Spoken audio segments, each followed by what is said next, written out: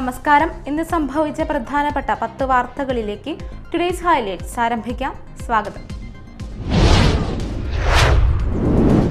കുരുമ്പക്കാവിൽ പ്രതീകാത്മക കാവുതീണ്ടൽ നടന്നു.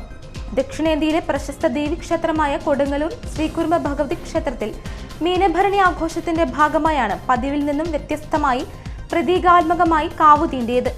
ചെറുഭരണി കൊടിയേറ്റത്തിന് ശേഷം കുംഭമാസത്തിലും മീനമാസത്തിലുമായി 2 അശ്വതി നാളുകൾ വരുന്ന സാഹചര്യത്തിലാണ് ഇന്നുൾപ്പെടെ 2 കാവുതീണ്ടലുകൾ നടക്കുന്നത്. KSRTCയുടെ പുതിയ അന്തർ സംസ്ഥാന ബസ് സർവീസ് കൊടുങ്ങല്ലൂരിൽ നിന്നും ആരംഭിച്ചു. വടക്കേ നടയിൽ നടന്ന ചടങ്ങിൽ VR Sunilkumar MLA Kodungallur Coimbatore bus യാത്ര ഫ്ലാഗ് ഓഫ് ചെയ്തു. നഗരസഭാ ചെയർപേഴ്സൺ TK ഗീത അധ്യക്ഷത വഹിച്ചു. അതിരപ്പള്ളി പ്ലാന്റേഷൻ എണ്ണപ്പനത്തോട്ടത്തിൽ കാട്ടുകൊമ്പനെ അവശനിലയിൽ കണ്ടെത്തി.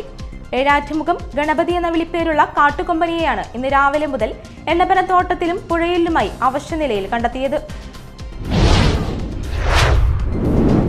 വിവാഹദിനത്തിലുണ്ടായ അപകടത്തിൽ ഗുരുതരമായി പരിക്കേറ്റ് ചികിത്സയിലായിരുന്ന പ്രതിസുദ്ധവരൻ 4.5 മാസത്തിനു ശേഷം മരിച്ചു. എടവലങ്ങ് കാര ചാണാശ്ശേരി സത്യന്റെ മകൻ 33 വയസ്സുള്ള സുജിത്താണ് മരിച്ചത്. സുജിത്തും എറണാകുളം നായരമ്പലം സ്വദേശിനിയായ യുവതിയും തമ്മിലുള്ള വിവാഹം നടക്കാനിരുന്ന 2023 ഒക്ടോബർ 22-നായിരുന്നു അപകടം. സംസ്ഥാനത്ത് ചൂട് കൂടിയതോടെ വൈദ്യുത ഉപയോഗം വർദ്ധിച്ചത് KECBയെ കടുത്ത സാമ്പത്തിക പ്രതിസന്ധിയിലാക്കുന്നു. കുറഞ്ഞ വിലയ്ക്ക് വൈദ്യുതി കിട്ടിയിരുന്ന ദീർഘകാല കരാർ റദ്ദാക്കിയത് പുനഃസ്ഥാപിച്ചെങ്കിലും കമ്പനികൾ സഹകരിക്കുന്നില്ല എന്നതാണ് ഒരു പ്രശ്നം. കടുത്ത വേനലിന്റെ അതികഠിനമായ ചൂടിൽ പൊതുജനങ്ങൾക്ക് ആശ്വാസമായി അഷ്ടമിച്ചിറ സർവീസ് സഹകരണ ബാങ്ക് തണ്ണീർ പന്തൽ ഒരുക്കി. ബാങ്ക് അങ്കണത്തിൽ ഒരുക്കിയിരിക്കുന്ന തണ്ണീർ പന്തൽ മാള ഗ്രാമപഞ്ചായത്ത് പ്രസിഡന്റ് ബിന്ദു ബാബു ഉദ്ഘാടനം ചെയ്തു.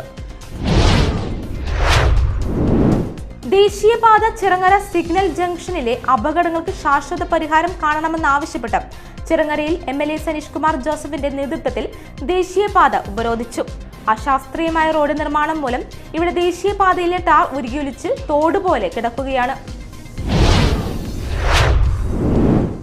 കയ്പമംഗലം ഗ്രാമപഞ്ചായത്ത് വാർഷിക പദ്ധതിയിൽ ഉൾപ്പെടുത്തി മത്സ്യത്തൊഴിലാളികളുടെ മക്കൾക്ക് പഠനോപകരണങ്ങൾ വിതരണം ചെയ്തു.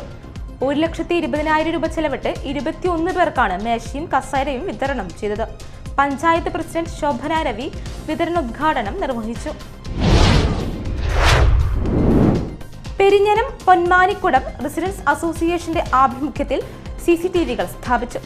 മുനയം റോഡിന്റെ ഭൂരിപക്ഷം പ്രദേശങ്ങളും ഉൾക്കൊള്ളിച്ചുകൊണ്ട് 3.5 ലക്ഷം രൂപ ചെലവിട്ട് 14 ക്യാമറകളാണ് പ്രവർത്തന സജ്ജമാക്കിയത്. പഞ്ചായത്ത് പ്രസിഡന്റ് വിനീത മോഹൻദാസ് ഉദ്ഘാടനം ചെയ്തു.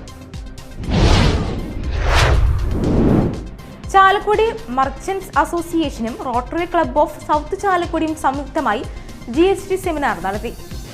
Chalakudy merchants association president Joy Moothedan ഉദ്ഘാടനം ചെയ്തു. Rotary club president MS Dileep അധ്യക്ഷത വഹിച്ചു.